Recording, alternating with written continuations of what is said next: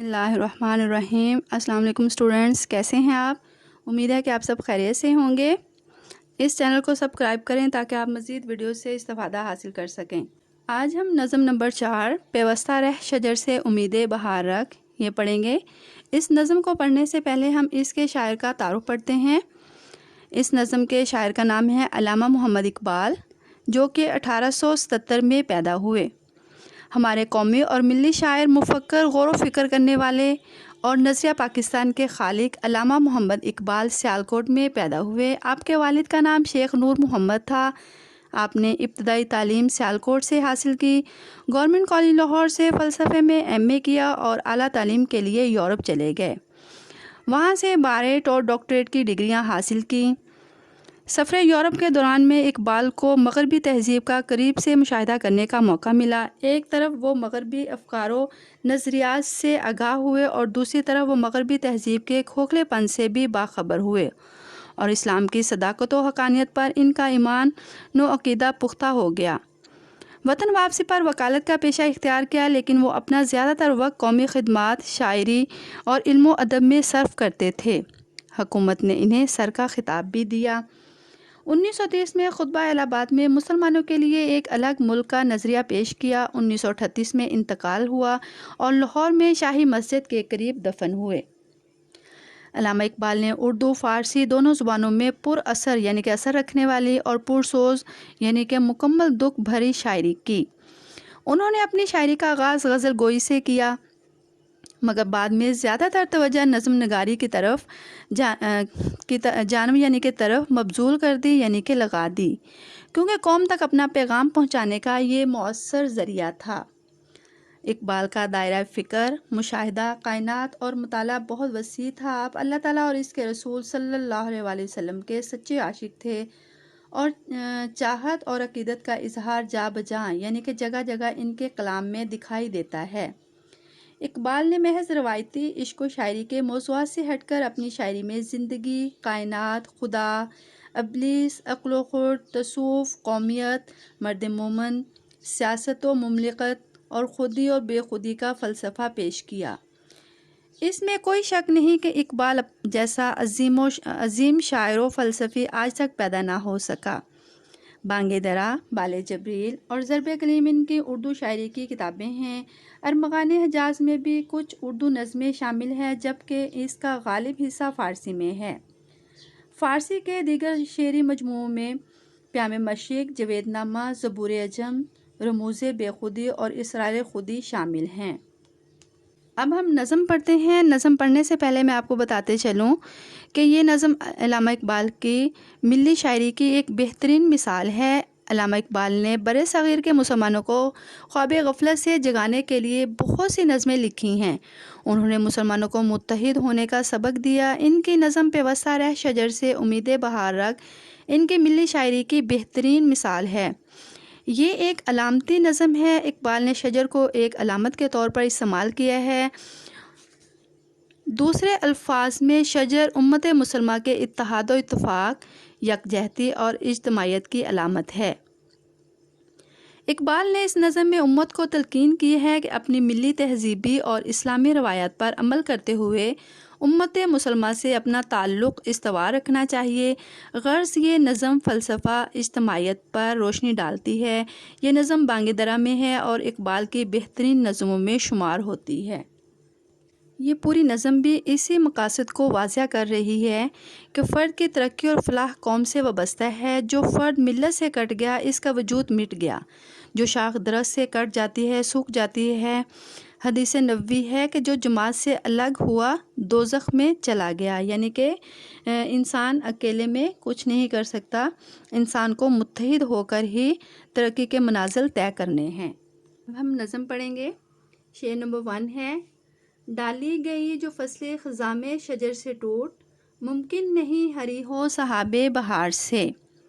ڈالی معنی ہے ٹہنی، فصل موسم، خزاں پت جھڑ، شجر درخت، ہری سبز، سحاب بادل۔ مفہوم ہے اس کا: جو شاخ خزاں کے موسم میں درخت سے ٹوٹ جائے، موسم بہار کے بادل بھی اس کا دوبارہ یعنی کہ موسم بہار کے بادل میں بھی اس کا دوبارہ ہرا ہونا ناممکن ہے۔ شعر نمبر 2 ہے لازوال عہد خزاں اس کے واسطے، کچھ واسطہ نہیں ہے اسے برگ و بار سے۔ الفاظ معنی ہے لازوال جسے کبھی زوال نہ ہو یعنی کہ غیر فانی، عہد خزاں پت جھڑ کا موسم، واسطہ تعلق، برگ پتے، بار پھول۔ مفہوم ہے درخت کی وہ ٹہنی جو اپنے اصل یعنی درخت سے جدا ہو جاتی ہے تو اس پر ہمیشہ کے لیے سکوت مرگ طاری ہو جاتا ہے، اب اس پر پھل اور پھول کبھی نہیں آ سکتے۔ نیکسٹ ہے شعر نمبر 3 ہے تیرے گلستان میں فصل خزاں کا دور، خالی ہے جیب گل زر کامل عیار سے۔ الفاظ معنی ہے گلستان باغ، فصل خزاں پت جھڑ کا موسم، جیب گل پھولوں کی جیب جس میں زردانے ہوتے ہیں، زر کامل عیار خالص سونا۔ اس کا مفہوم ہے تیرا باغ ملت اسلامیہ اجڑ گیا ہے، اس پر عارضی طور پر خزاں طاری ہو گئی ہے اور پھول کی جیب کھرے سونے سے خالی ہے۔ نیکسٹ ہے شعر نمبر 4 جو نغمہ زن تھے خلوت اوراق میں طیور، رخصت ہوئے تیرے شجر سایہ دار سے۔ نغمہ زن گیت گانے والے، خلوت تنہائی، خلوت اوراق پتوں کے پیچھے، طیور طائر کی جمع، پرندے یعنی اس کا معنی ہے پرندے، یہاں پہ پیچھے سے ایک دفعہ اور بتاتے چلوں، اوراق جو ہے یہ ورق کی جمع ہے، ٹھیک ہے۔ مفہوم ہے جو پرندے سایہ دار درختوں میں بیٹھ کر گیت گاتے تھے اب وہ یہاں سے جا چکے ہیں، اڑ چکے ہیں یعنی کہ رخصت ہو چکے ہیں۔ نمبر 5 ہے شاخ بریدہ سے سبق اندوز ہو کہ تو نہ آشنا ہے قاعدہ روزگار سے۔ شاخ بریدہ یعنی کہ ٹوٹی ہوئی شاخ، کٹی ہوئی شاخ، نہ آشنا نہ واقف، سبق اندوز ہو یعنی کہ سبق سیکھو، نصیحت حاصل کرو، قاعدہ روزگار یعنی کہ زمانے کے اصول، طور طریقے، رسم و رواج۔ مفہوم ہے اس کا اگر تو زمانے کے قانون سے ناواقف ہے تو کٹی ہوئی شاخ سے عبرت حاصل کر۔ شعر نمبر 6 ہے ملت کے ساتھ رابطہ استوار رکھ، پیوستہ رہ شجر سے امید بہار رکھ۔ الفاظ معنی ہے ملت قوم، امت مسلم قوم، رابطہ تعلق، استوار قائم، پیوستہ جڑا ہوا ملا ہوا۔ اس کا مفہوم ہے ملت کے ساتھ تعلق برقرار رکھتے ہوئے پھر بہار کی امید بھی رکھی جا سکتی ہے۔ اب ہم اس نظم کی ایکسرسائز کی طرف یعنی کہ مشق کی طرف چلتے ہیں۔ مشق میں ہے پہلا سوال درست درج ذیل سوالات کے جوابات دیکھیں یا دیں۔ سوال نمبر 1 ہے بک سے آپ سوال دیکھیں گے، میں ہیڈنگ کے ساتھ اس کا آنسر بولوں گی۔ آنسر ہے اس کا یعنی کہ ہیڈنگ ہے ڈالی اور شجر۔ اقبال نے اجتماعیت کے فلسفے پر روشنی ڈالی ہے۔ ان کا کہنا ہے کہ انسان جب قوم سے ناطہ توڑ لیتا ہے تو اس کی نشو و نما اور ترقی رک جاتی ہے۔ انہوں نے اس کے لیے درخت اور ٹہنی کی مثال بڑی عمدگی سے دی ہے۔ یہ حقیقت ہے کہ جو ٹہنی درخت سے کٹ جائے وہ جلدی سوکھ جاتی ہے۔ علامہ اقبال نے شجر سے مراد ملت اور اسلامیہ لی ہے اور ڈالی سے مراد فرد واحد ہے۔ بے ہے فصل خزاں کا دور۔ کوسچن نمبر 2 پہلے کریں گے۔ بے ہے اس کی ہیڈنگ ہے عہد خزاں کا لازوال ہونا۔ عہد خزاں درخت سے الگ ہو جانے والی شاخ کے لیے لازوال ہے۔ اس سے مراد یہ ہے کہ جو شخص اپنے مرکز سے تعلق توڑ لیتا ہے وہ اپنا تشخص ختم کر بیٹھتا ہے، پھر وہ ہمیشہ کے لیے اپنے اصل سے دور ہو جاتا ہے۔ جیم ہے فصل خزاں کا دور۔ مسلمان قوم کے گلستان میں فصل خزاں کا دور ہے۔ اس شعر میں ملت اسلامیہ کے لیے ایک عظیم درس ہے کہ وہ مسلمان جو کبھی عروج آشنا تھے اب آپس کی ریشہ دانیوں اور عدم اتحاد کی وجہ سے حاکم سے محکوم بن گئے ہیں، ان پر خزاں آ گئی ہے۔ نیکسٹ ہے دال۔ جیب گل کا خالی ہونا، یہ اس کی ہیڈنگ ہے، آنسر ہے پھول کی جیب زر کامل عیار سے خالی ہے۔ اس سے مراد یہ ہے کہ پھولوں کا دامن خالص سونے سے خالی ہو چکا ہے۔ یہاں سونے سے مراد پھول کے زردانے ہیں جن سے نئے پھول بنتے ہیں۔ مراد یہ ہے کہ مسلمان جو ایمان کی دولت سے مالا مال تھے اب اپنی اصل کھو چکے ہیں، اسلامی تعلیمات بھول چکے ہیں، ان میں اتحاد باقی نہیں رہا، یہی وجہ ہے کہ وہ زوال پذیر ہو چکے ہیں۔ نیکسٹ ہے خلوت اوراق میں نغمہ زن۔ خلوت اوراق میں نغمہ زن تھے یعنی کہ پرندے نغمہ زن تھے۔ مراد یہ ہے کہ امت مسلمہ کے عظیم سپوت جنہوں نے اپنے کردار و عمل سے مسلمان کو بیدار کر کے ان میں جذبہ حریت پیدا کیا اور آزادی کی راہ دکھائی، وہ اب اس دنیا سے رخصت ہو چکے ہیں۔ نیکسٹ ہے سبق اندوز ہونا۔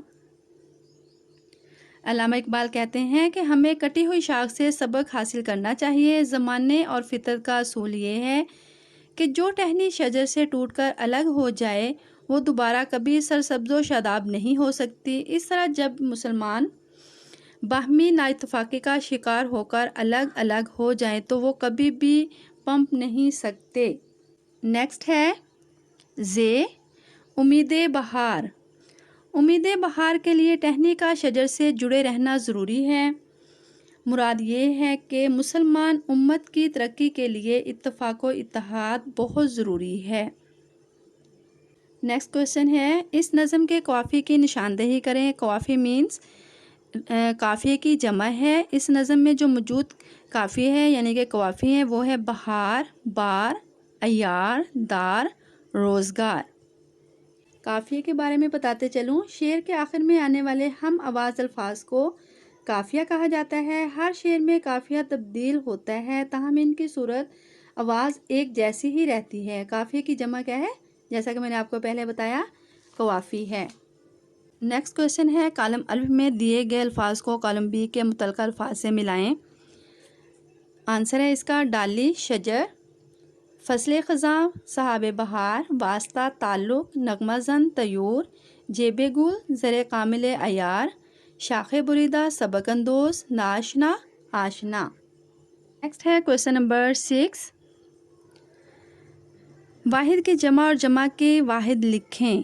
شجر اشجار، اوراق ورق، طیور طائر، نغمہ نغمے یا نغمات، سبق اسباق، ملت ملل، رابطہ روابط، فرد افراد، اقوام قوم۔ نیکسٹ ہے ہمارا کویسچن نمبر 7، درج الفاظ کے متضاد لکھیں۔ خزاں بہار، لازوال زوال، امید یاس، گل خار، اتفاق نفاق۔ الفاظ کویسچن نمبر 8 ہے مدازل الفاظ پر اعراب لگا کر ان کا تلفظ واضح کیجیے۔ اب میں یہاں پر کیا ہے تلفظ کے ساتھ لفظ بول رہی ہوں، لفظ کو سنتے ہوئے اپنی کتاب پر آپ اعراب لگائیے۔ فصل، سحاب، بریدہ، گلستہ، سبق، روزگار، خلوت، امید۔ نیکسٹ ہے خالی جگہ کویسچن نمبر 9، اس کو آپ مصروں کو دیکھیں گے، نظم پڑھیں گے اور ان مصروں کو آپ خود کمپلیٹ کریں گے۔ نیکسٹ آ جائیں، کویسچن نمبر 12 ہے فصل خزاں اور رابطہ استوار کو قواعد کی روح سے مرکب اضافی کہا جاتا ہے۔ اس نظم سے مرکب اضافی کی پانچ مزید الفاظ تلاش کر کے اپنی کاپی میں لکھیں۔ ٹھیک ہے، مرکب یعنی کہ اس کے بارے میں بتاتے چلوں، دو یا دو سے زیادہ الفاظ کے مجموعے کو مرکب کہتے ہیں۔ کچھ مرکب میں آپ کو بتا دیتی ہوں، جیسے امید بہار، فصل خزاں، صحاب بہار، عہد خزاں، قاعدہ روزگار۔ یہ آپ لوگوں نے صرف یاد کرنے ہیں، جیسا کہ یہ سوال لکھا ہوا ہے اس طرح آپ نے کاپیز پہ نہیں لکھنے۔ اوکے، اب ہمارا جو کام ہے، آپ نے جو کام کرنا ہے ان میں ہے سوالات کے جوابات اور مفاہیم آپ نے یاد بھی کرنے ہیں اور اپنی نوٹس پر بھی لکھنے ہیں۔ اوکے۔